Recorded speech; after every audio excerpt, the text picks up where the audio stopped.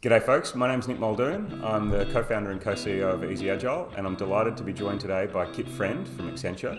Kit is an Agile coach at Accenture and he's also the Atlassian practice lead there. Kit, good morning.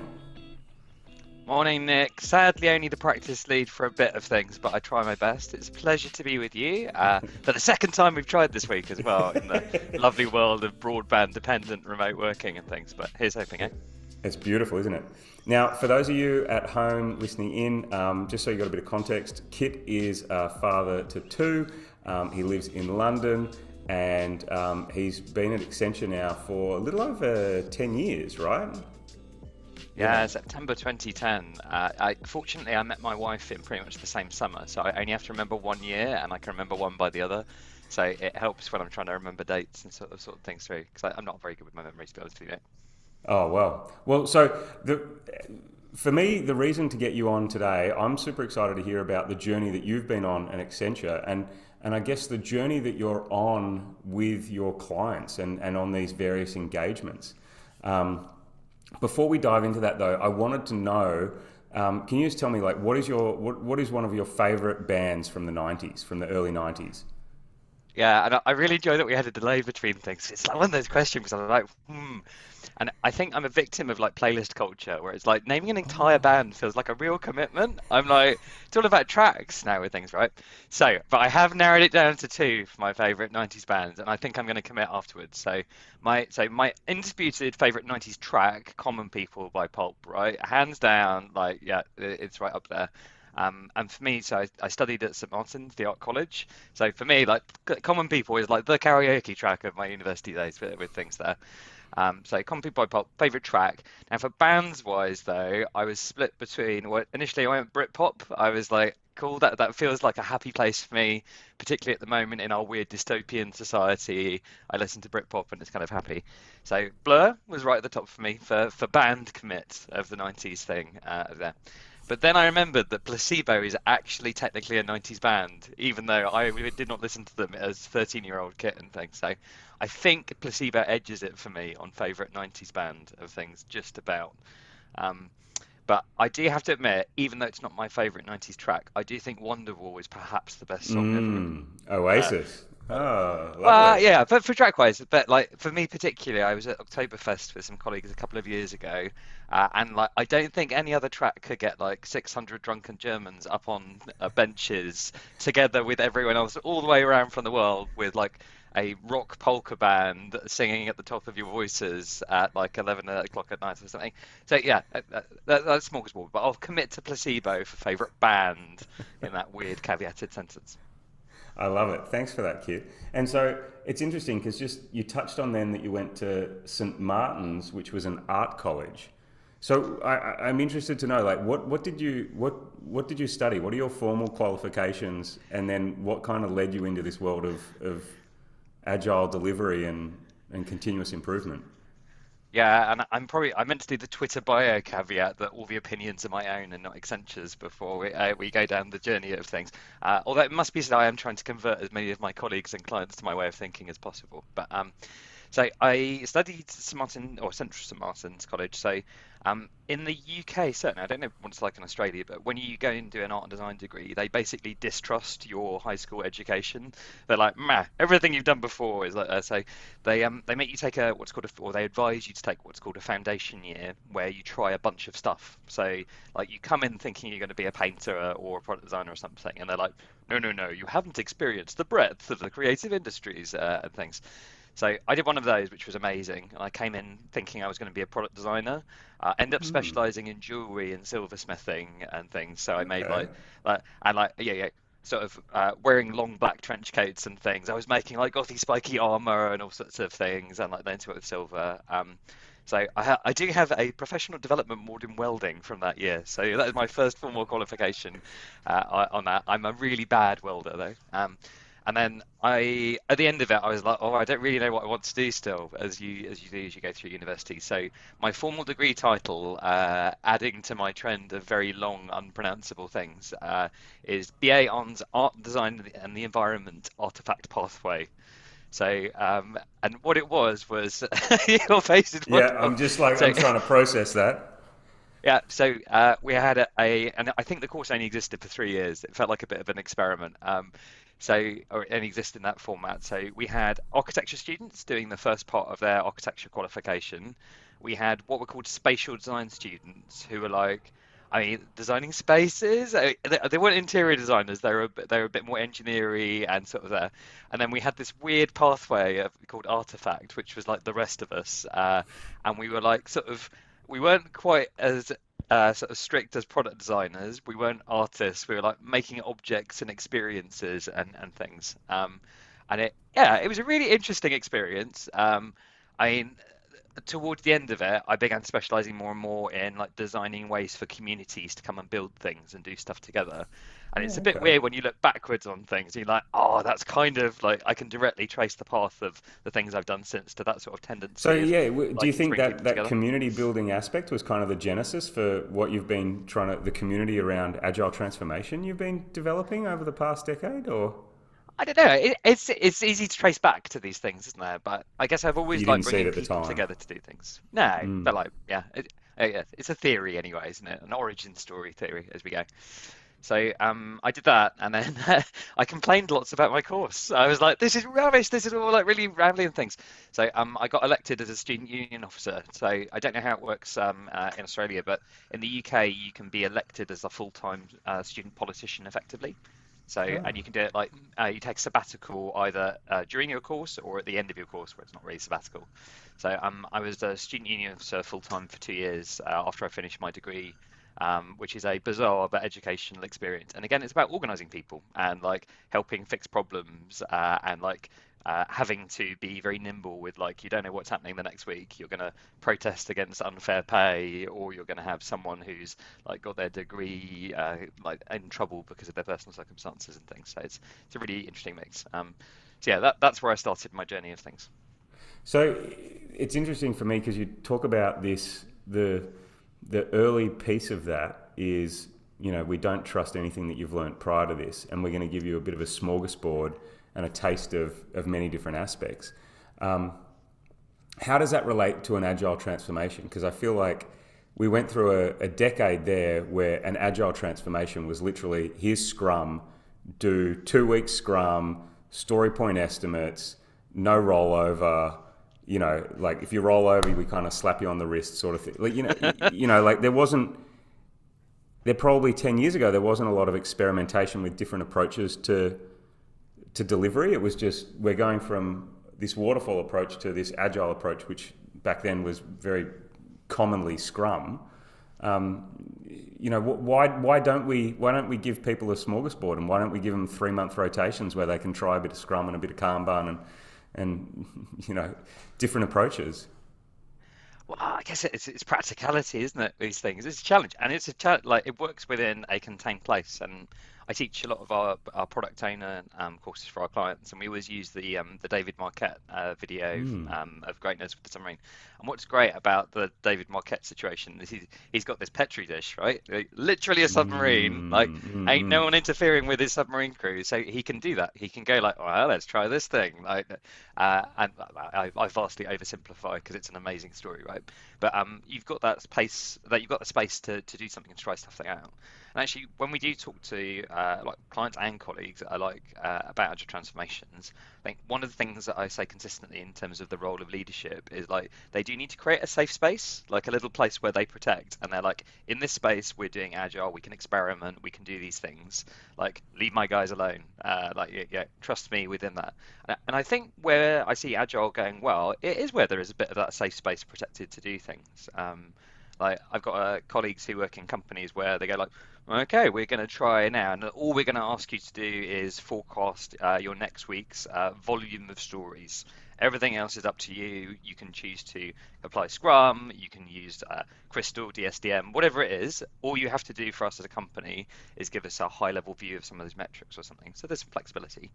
Um, I think when I think about like your journey as an agilist and trying to do things though, like people saying like try a bit of everything. It's lovely advice, but it's a bit difficult to actually do because it's like, but we still need to make things. We still need to do stuff practically. So when I talk to people who are starting off their journey, or both clients and colleagues who are wanting to move through things like that, like what do they do first. I still say Scrum is a really good place to start because I think there's that quote from somewhere, it's probably in the Scrum Guide, about it's simple to understand but complex to get right, and you're dealing with complex and chaotic situations, right?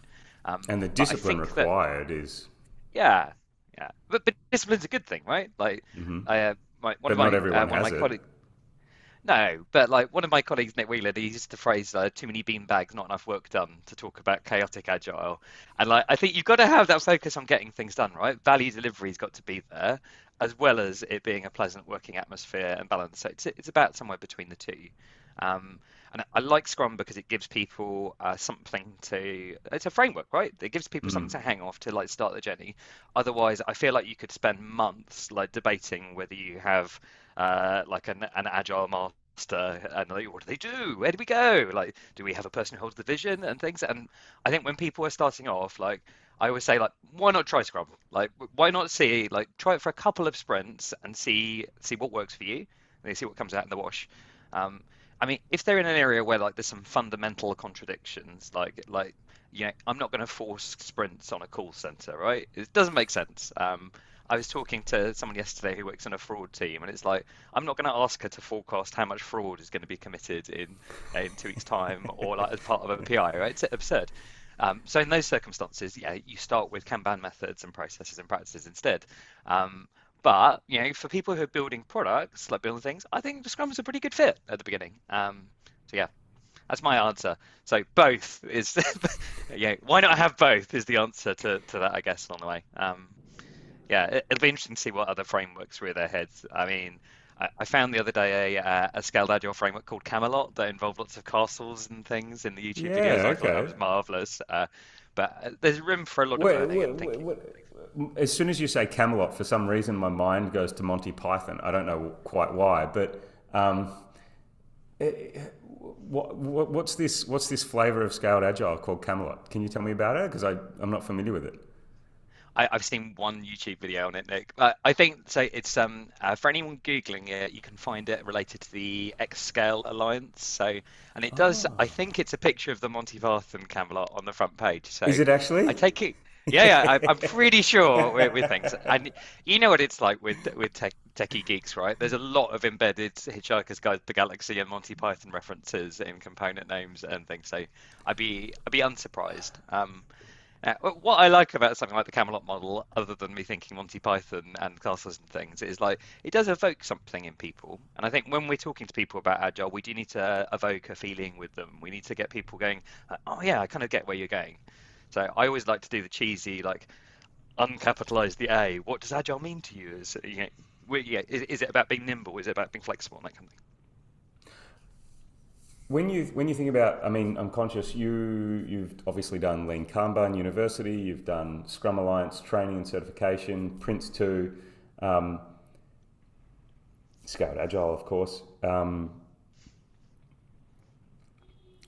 Why do you do all these things? I mean, is it curiosity? Is it there's an expectation from clients that you have these certifications, and would you go and get a certification in Camelot, or even one that I was introduced to recently was flight level agility, which is a different Oh, way of another kind one. of yeah, another one, a different way of describing it. I remember bit of a sidebar, sorry, but Craig Smith from who was at the time, I believe, was working at Suncorp, an Australian bank. He did 46 agile methods in 40 minutes or something like that. And he spent a minute and introduced people to all of these different approaches. Yeah, and like methods versus frameworks and things is a fun one to draw the lines between. I mean, so I've been surprised actually how few times I've been asked for certifications and things. It's changing a bit more, and I've seen definitely more enthusiasm from our clients, and in fact, senior people within Accenture, which is really nice, to require and encourage certification. And I don't think it's necessarily like the safe course then guarantees that you're going to scale agile successfully, right? But it's a good way of demarking like whether people have done their homework and have put some effort into getting And an they got the underpinning foundational body of knowledge. baseline stuff. Yeah.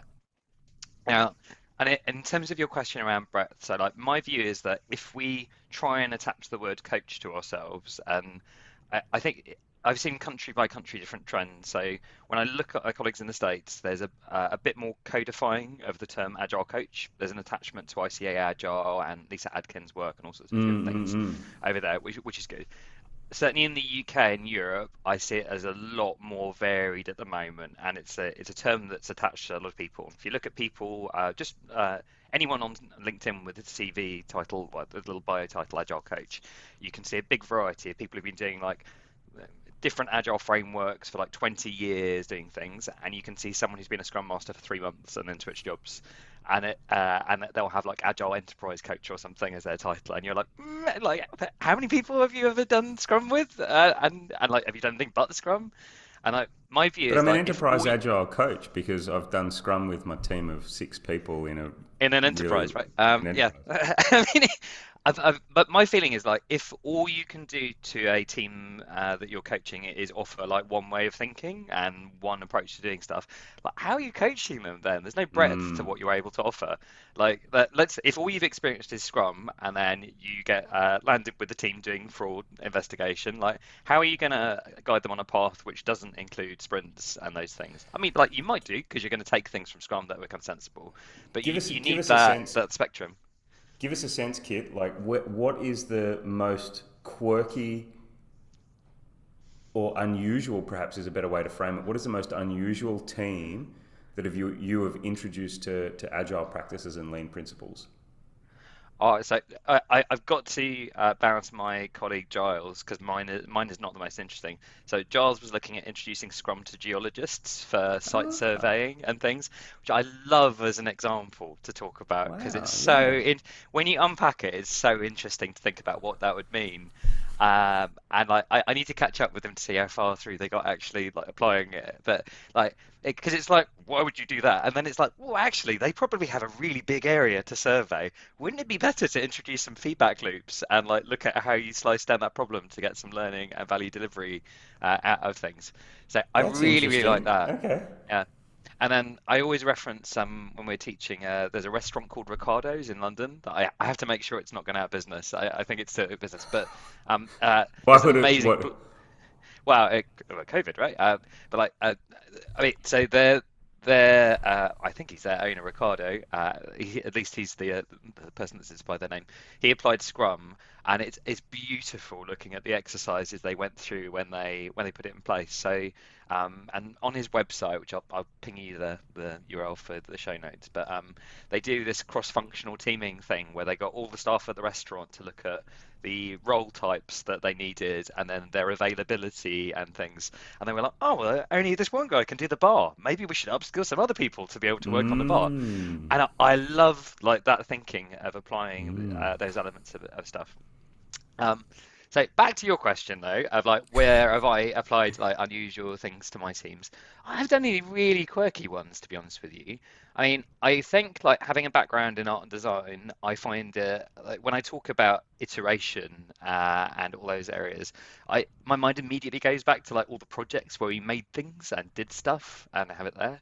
And particularly when people get like panicked in a business situation, I think back to I used to freelance doing special effects with my dad whilst I was at Ah. university because it's a great way to make cash for things. So my dad worked for the BBC and freelance. And then I think about like that immediacy and panic when I'm talking about like Kanban and like handling ops and incidents and things. And I'm like, you guys don't need to panic. It's not like you're on live TV and have a countdown of three, two, one. Right? No one has that in our business of things. We panic sometimes, like when something falls over, but there's never that like second by second delay. So I think the quirkiest Mm. places that I've applied agile thinking are probably before my career in technology. They're in that kind of place where we're making creative things and doing stuff, and it's there where you're like you would never do a 400 line requirements document for a piece of product design or jewelry, right? You would produce something rough and see what people think about it and build things in. So there's Mm. a balance there. Uh, when you're launching live products there, you do some strange things, right? And you have some like fun memories from that. So I remember like when we launched UView in the UK, which is a public credential for Accenture, that's fine. But like during launch day, a colleague of mine, Ed, Dan, and me were like, we became shop display people for the day. So we were at the top of John Lewis in Oxford Street in London demonstrating the product. And like that was a part of Oh. our agile working for that week because like that's what they needed. That was how we delivered value, was like physically being the people going like, hello, Mrs. Goggins, would you like to try this UV box at the top of things? So I remember those days And so was fondly. that captured on a backlog somewhere, or? Do you know what? Like UV is where I was introduced to my love of Jira. So I suspect that, yeah, I don't think we did formally put that in a backlog somewhere. It would have been nice to, wouldn't it? I'd like to claim that my entire Accenture career could be constructed out of Jira tickets if I piled them one on top of each other for 10 years. How many Jira Certainly tickets about do you reckon you've 60%. resolved over the years? Oh God, how many have I duplicated is probably the question, right? Which is like 8,000, like resolve as duplicate of things. Oh, it's got to be in the thousands, isn't it? Yeah. Tell me, you've over, yeah, okay, like thousands of duplicates resolved, but you've been doing this for a while in the Atlassian space and obviously with the agile transformations at scale. How have these engagements at scale evolved over the past 7 or 8 years? And what do they look like in 2021 with, this completely remote mode of operation? Yeah, and I starting at the end of that, I see light, I see goodness in things. But I guess similar to how you expressed like 15 years ago, 10 years ago, everyone was like, do Scrum and have some story points and things. I think during that period, if we go back like 10 years ago, so we're like the early 2010s or whatever we call the teens in the decades, I think we see a lot of people experimenting with early versions of Safe, a lot of Mm. wheel reinvention, and people simultaneously going, let's have a big meeting where everyone plans things together. How do we normalize story points? Oh, you shouldn't. Maybe we should. How do we do metrics then? That kind of stuff. So I think certainly what I've seen is a lot of people trying out those things as we go through, and then trying to weave together concepts like design thinking and customer centricity, and like all these bits of stuff which feel good, but they weren't very connected in any way that was repeatable or methodical or codified. Um, and then what I quite enjoy, and linking back to your last question, is then the sort of branching of the approaches to things. And you've got SAFE, which is like laudably to everyone who works on that, right? They try and write down everything. And like, I always say this to everyone, you're like, thank goodness someone decided to like go on that website and like make everything clickable and like everything. Because when you do need to reference one of those elements, it's a godsend being able to like go, Mm. yes, here is the page that talks about lean budgets. I might not agree with everything on it, but like it's a really good starting point. It's a really good kind of point of reference to have. And then you've got the others, and I've used safe at one end of sort of detail, and like even if you're doing safe correctly, you don't do it like by the book and copy and paste, right, and that kind of thing. But like there is a lot of detail and a lot of options there. At the other end of the scale, you've got things like less, where it's kind of Mm. intentionally about descaling and it intentionally focuses on simplicity. And like look at the front pages of the website, and on the safe website, you've got everything. On the less website, it looks like we've done it on a whiteboard, right? And that's intentional. Between both of them are intentional at the ends of the scale. And then we've got Scrum at scale, which seems to be the new rising kind of darling of things at the moment, and doubtless there'll be other things there. So what I And see they all have a now, place, don't they? Like it's yeah, interesting that there's a large enough audience and market for all of these to succeed, and there's a lot of overlap between them in the various ideals and practices that they suggest that you experiment with. But you know, yeah, and I mean, what I've seen in the past few years is that I think people uh, often get laudably enthusiastic about the scaling bit. So they take a look at like a word like lean portfolio management or a business problem they have of like how can I capacity manage, and they go straight to the scaling frameworks without stopping at the teams on the way. And that's definitely a tendency I hear more and more from friends, colleagues, well, geeky friends, colleagues, clients, right? Uh, and they don't make that initial investment in getting the teams going well, whether it's Scrum or whether they're running in like anything so else. It's but hang on, are you saying then, Kit, that people are actually coming into a scaled agile transformation and they haven't got the team maturity. I sorry, forgive me, but I felt, um, I guess my belief or my understanding was that these scaled agile transformations, for the most part, are building on top of existing successful team transformations. And I think that that is how it should work, right? We should be going bottom up, Mm, or at least to a certain extent. So in the safe implementation roadmap, it talks about reaching a tipping point and having, I mean, you can start with waterfall on the safe implementation roadmap, but it talks about ad hoc agile and those things there. I think when people in large businesses and organizations come with a problem, though, they come in with a big problem and they want to fix that. And they, yeah, it's a difficult message to land that, hi, you've got 1 to 2 to 5 years worth of getting your teams working before you can deploy the fancy portfolio management Kanban and see a flow of things, right? Because people are nice. Like, most people are nice, most people are enthusiastic, most people want to fix things, and so they want to fix that big scaly thing. Um, but it's difficult to land that no, you've got to fix these things at the bottom. And I was describing to a colleague, Lucy, last week, and I said, like, if you want to answer the question of how do I capacity manage and how do I balance demand across a large organization, like, you should imagine each of you. Let's pretend they're Scrum teams without debating it for a moment. Let's pretend your Scrum team is like a bar with a row of different glassware on it. And each time box is a different size pint glass or schooner or whatever you have. Now, my capacity management for a single team is me with a big jug of beer, and I've got all the work that I want to do in that beer, like my whole backlog of things. And my capacity management for a team is pouring it in, and like hopefully I guess it right. I probably don't, and I spill some beer in the first ones as we go through. But over time, I'm trying to guess how much beer I can pour into each time box of things as we go through. Now, the only way that I can know how much I can fit in the future is if I see what I've got in the past and like how it went, and can I predict the size of the glass? And over time I can, and we stabilize. So everything's a pint glass after a while, after we've experimented with everything there. Now, if we don't have that ability to forecast and measure, like get the actual data back via some tooling, like at a team level, how can we manage across multiple teams, right? We can't. You mm, can't have like a big top-down roadmap where you're like, yeah, we want to launch the Easy Agile Bank across all these areas and boof, go into the teams, unless you have that team level maths that you can rely on. And it doesn't mm. matter whether that's story points or whether you're doing no estimates stuff and you're just measuring flow or you're using Monte Carlo forecast, whatever it is, you need some mathematical way of helping people understand the flow of work and what's happening there. And and ideally tying it back to value with some data, like work out whether, like, is your Easy Agile Bank actually a good idea, or should we pivot and do something else? Is it delivering the thing that customers want when we've given them Easy Agile Bank beta at the beginning of things? How good do you think clients are these days? So here's the thing, I guess. You talk about early transformations, and it was, hey, we're going to go Scrum, but now there's the design thinking. There's DevOps, there's DevSecOps. There's so many different aspects now that people are exploring, and they're exploring at the same time. Um, you know, how, how do you help the client navigate this? Because they get it from every different angle, from different aspects of the business, and in fact, it's just got to be overwhelming, quite frankly.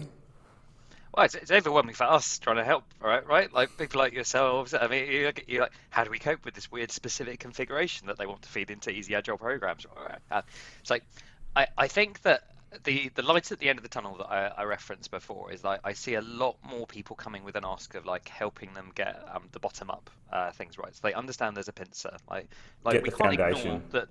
Yeah, but we can't ignore that there's the big business, right? There's the people expecting big things, and they've drunk the agile Kool-Aid, they've read the article, and they want to do that.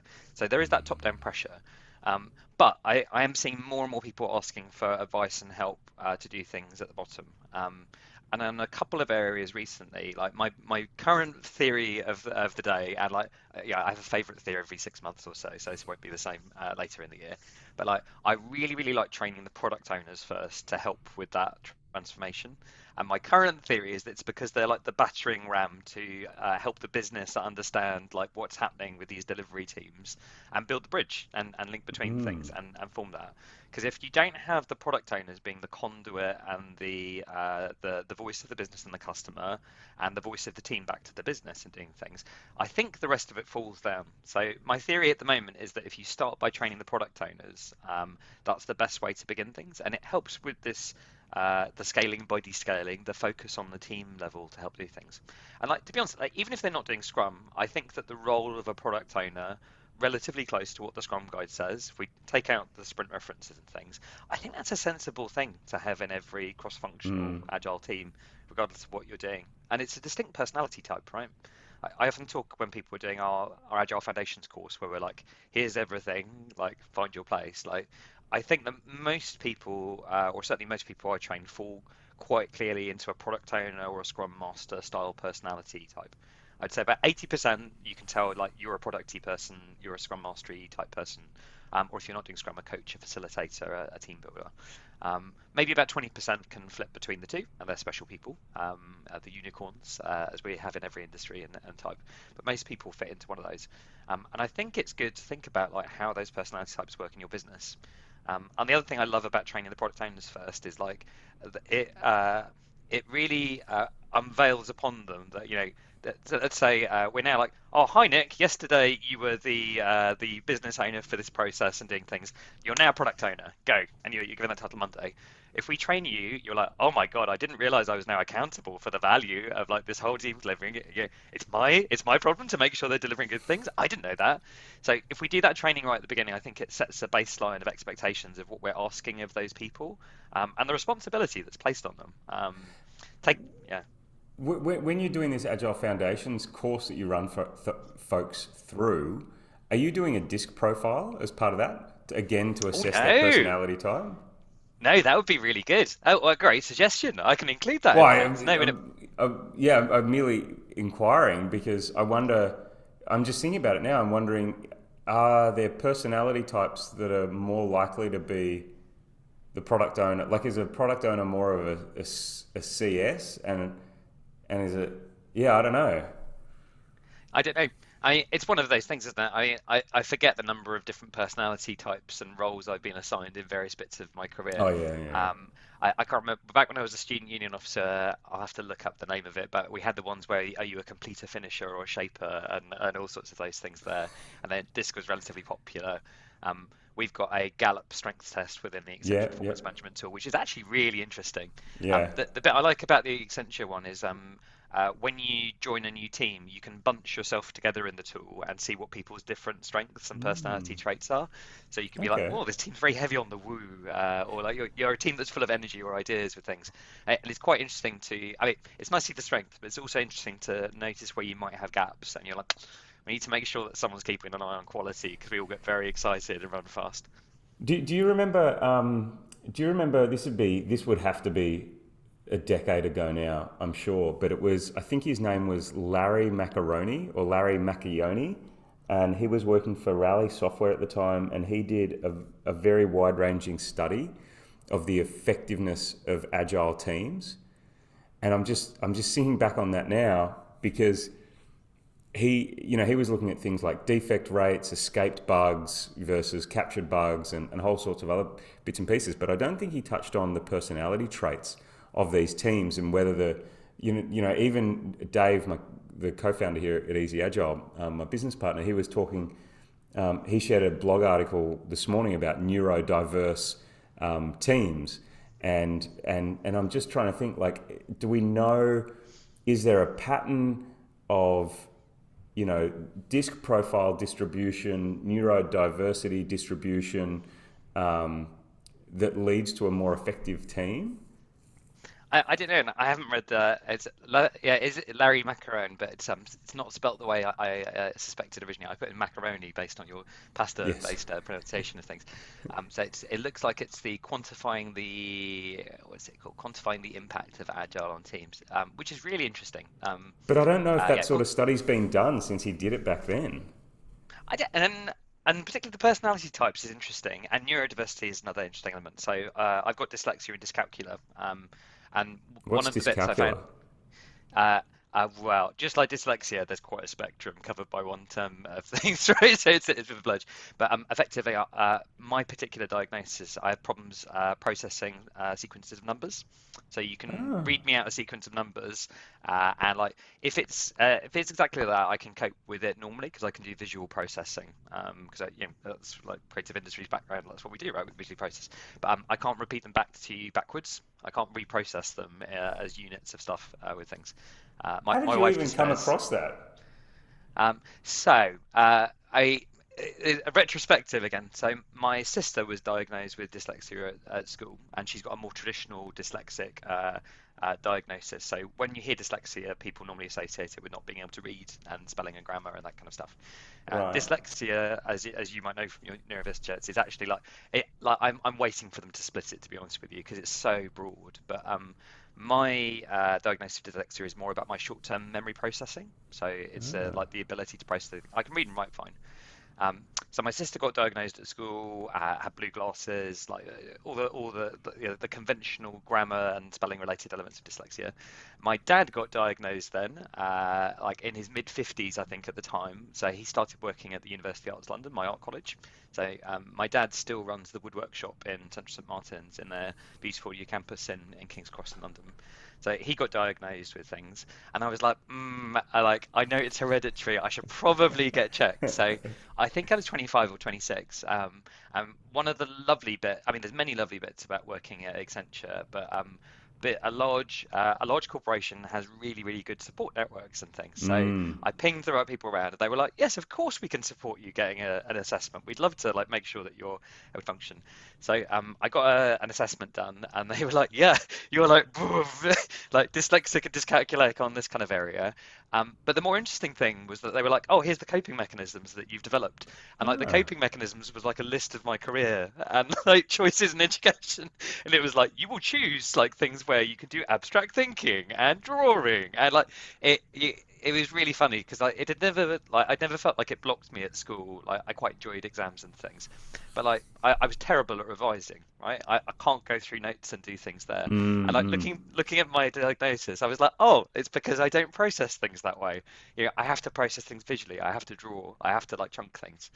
Um, and now I look at the way that I work with agile teams and I coach teams, and like I create abstract references to things. Right, I'm teaching product owner and scrum master courses on Mural where we move things Well, around and the create objects. example that you used before, Kit, with the the beer glasses at the bar. Yeah. I You mean, know. I can't deal with numbers in abstract, right? I have to deal with them in an analogy or a visual. I have to be able to visual them.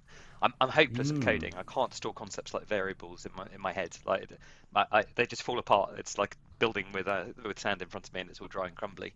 Um, and I think, in fact, like when I looked at that diagnosis and like I was still, well, I'd be like 3 or 4 years into my career at Accenture, I looked at the way that I'd begun to get slowly addicted to tools like Atlassian Jira, and I was like, I'm compensating for the fact that I have basically no ability to memorize things in the short term.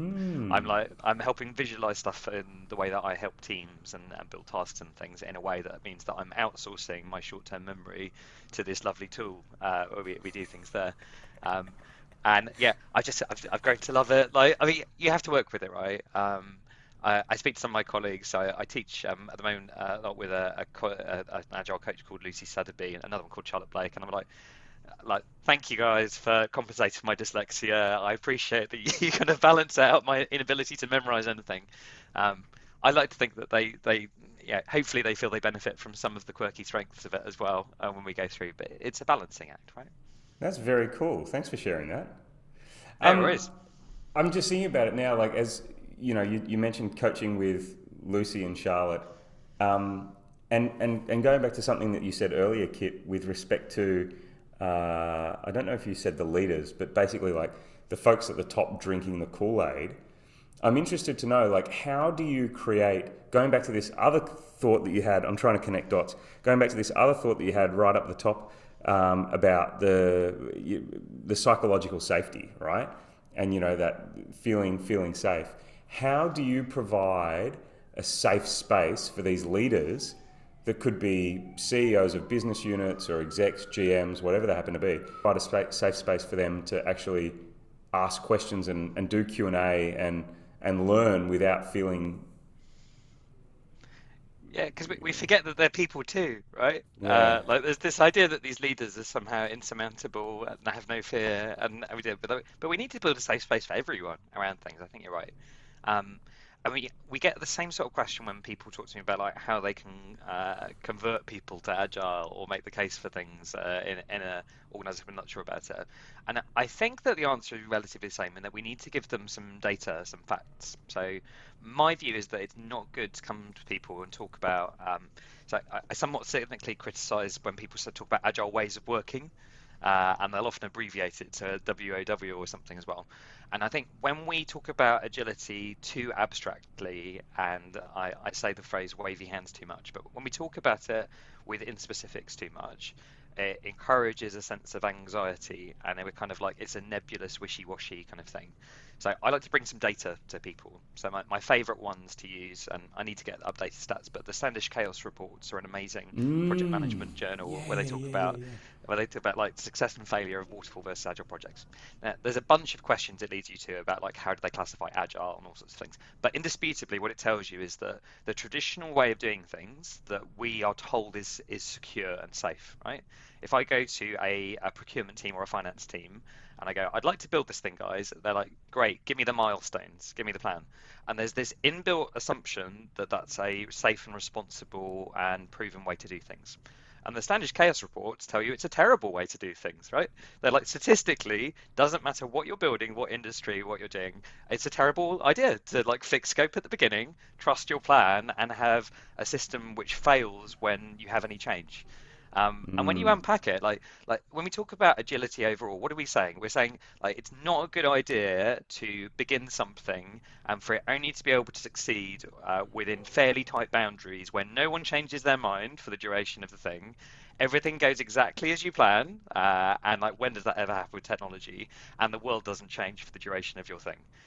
And most of the time when we're talking about these project things, like how long are they?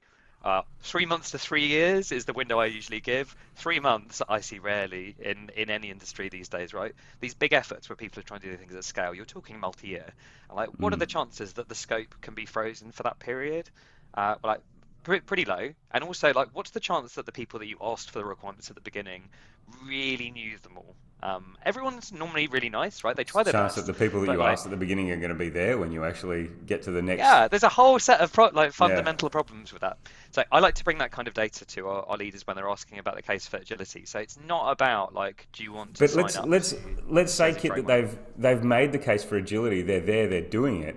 How do Mm. you? What's the space that you provide for them? Like, do you have a CEO roundtable where they can go and they've got a shoulder to cry on and they go, this agile transformation's taking harder than I thought it was going to be. Agilists Anonymous instilled in the Yeah. company. Yeah, I think it is a good idea to pair them up. So I get a lot of requests at the moment for us to sort of provide coaches directly to support leaders. I've also Mm. seen a trend in reverse mentoring, like separately in companies, but like that kind of idea of like, okay, you've got these people who are really experienced, like, and their experience is relevant, right? We're not saying that the CEO's 30, 40, 50-year career in something is invalid now, and we know better Yeah. than Yeah. them. But they're trying to match that up with this, with these, not even emerging, right? Because the Agile Manifest is 20 years old now, but they're trying to match these up with these foreign and new practices and things that they've got. And that requires a bit of hand holding. So yes, there's a personal angle there. That's I don't think necessarily a round table is the way to do it per se, but like giving them someone that they can chat to and like an ability to relate and go like, oh, what is this thing? And like decode the jargon, I think is really useful. So data about success rates is important, right? But the other data that's really important, I think, to help provide that sense of safety is about value delivery. And this is where I mm. think most people are still having trouble, right? We've just about got to the point where people can start to attach an concept of benefits and value at the start of things. Now, often that's still too big. We talk about the value of the entire project. Like, can you assign a notion of value to every epic and story in your backlog or whatever units of stuff you're doing? Probably not, right? Can you do it in a pound or dollar or euro or whatever your local currencies figure? Probably not. But like, can you Mm. even rank them 1 to 10? Maybe with things. So I think the evolution of OKRs and KPIs coming in and people starting to internalize that more offers some hope. It's still relatively immature in most organizations, and like you're still kind of getting there. I feel like every sort of practice and things, it's probably going to have some misinterpretation, enthusiastic and well-meaning misinterpretation, but you're going to get some people using it somehow to waterfall things probably in some areas. But bringing that data that gives them some sort of feedback loop that makes sense to those people in those senior positions, I think is really powerful. Like the opposite of this is where they expect to see like rag statuses and milestones, and that's the only data they get from their teams, right? Uh, I sat down with an executive of an organization a few years ago, and I was like, "Please invest in your tooling, like please do it." And he was like, "Why would I need to? I have these slides where they tell me green, and the dates are there." And I was like, I love that you're trusting, and I liked his trust, right? The trust in the Yeah. teams was really really good. Um, but I knew the teams. I knew they didn't have any tools. It was project managers getting stressed and running around, and then I knew that all the rag status were going to go green, green, green, green, green, red. It was the watermelon effect that was going to happen, right? So, like when I see like conversations like that happening, I want to empower them. I want to empower them with data and bring those things together. And I think that like data about why doing agile is really important. The data about like how it's really going on your teams, and the ability to make decisions based on it is really important. There's the Scrumming case study on the Saab Gripen is lovely because they in one of the articulations they do the sequence of morning stand-ups. Allegedly, according to the case study, I'm pretty sure it's true. They do 7:30 in the morning, which is insane. I don't know why they start at 7:30 in the morning in Sweden, but apparently they start at 7:30 in the morning. But they do a sequence of stand-ups, and the idea is like by the end of the hour, the cascade of stand-ups means that any impediment can reach the executives within the hour, and they can fix it. And I'm like that feeling of connection, like that trust in teams and that like show of progress, like real working things being the way that we communicate that we're making progress. I think that's how we build some safety in and help our leaders do things, not rag statuses and milestones and Gantt charts. They have to have that realness with things. Hopefully. It's interesting. It makes me think. We did a factory tour recently, and it's a factory that makes air conditioning manifolds for commercial buildings, and they actually. What why were I, you touring an air conditioning oh, factory? I Were mean, you buying some air conditioning? No, lean principles, right? Like I just, you want to see the application of Oh lean wow, you're principles, living it. You're and living it. It's wonderful. yeah, but they were doing. So they do breakfast from 6:15 to 6:45 or 6:30, something like that, and then they get going, and then and they do their stand up at I think they do their stand up at 7:45. Like after they're actually in the flow, they come together. Okay, where are we at for today? What are we working on? Then that rolls up to the ops team, and then that rolls up to the leadership team.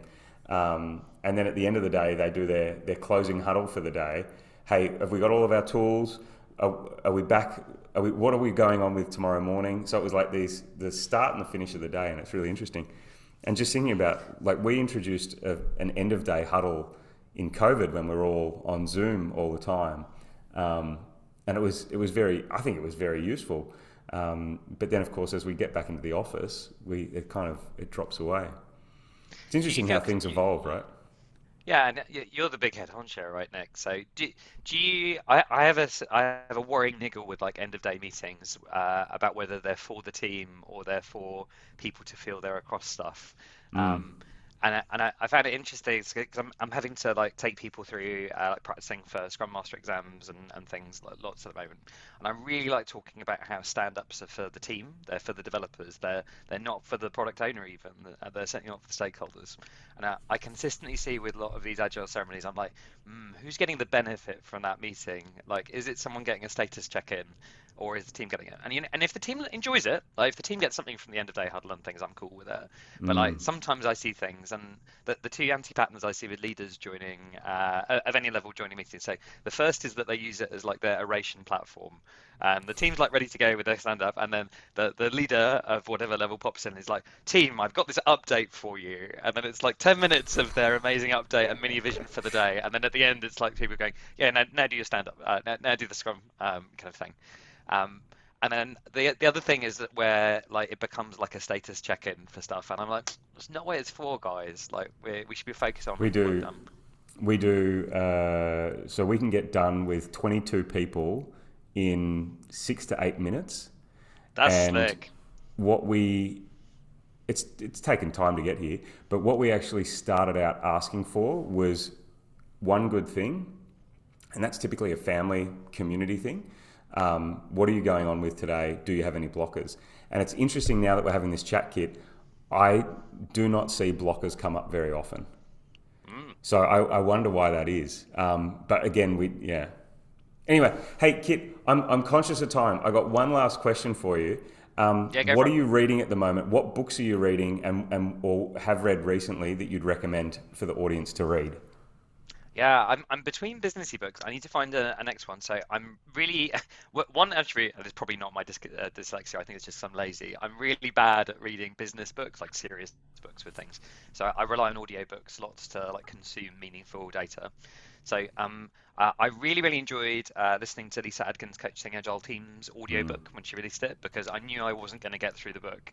Did she And narrate so it? when yeah, which is like Oh, even better, cool. right? It's so lovely to Yeah. hear from the author's voices when they're doing things.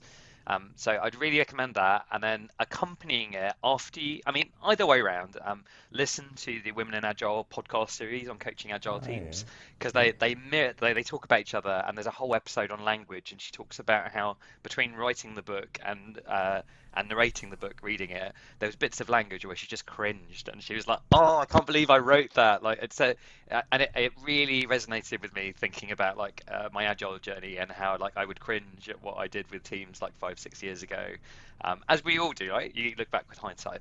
So coaching agile teams is really good, and I'd recommend.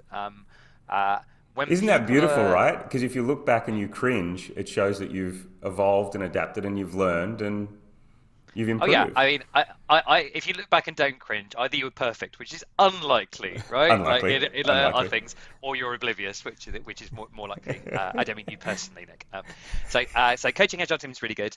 I still recommend the whole time if people are like trying to get their head around like what it's like to work in agile, what's there. I still I used to recommend the Phoenix Project, and then I Mm. really enjoy the Unicorn Project more Mm. for like feeling in a team. And you're talking about the air conditioning factory just reminded me because of all the like the lean kind of things.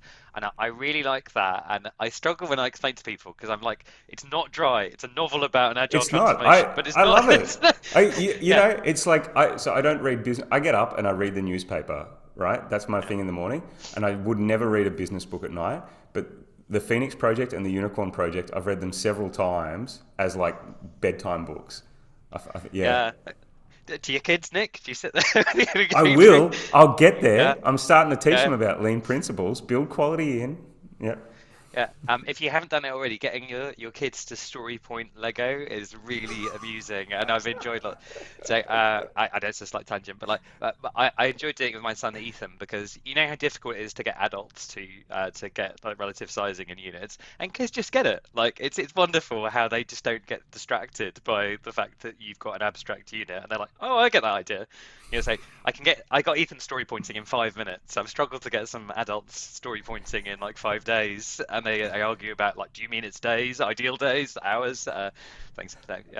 So yeah, Unicorn Project, I know really good. I haven't actually read it all yet, but I do want to read, and I recommend the whole time because of a really good podcast, 99PI about it.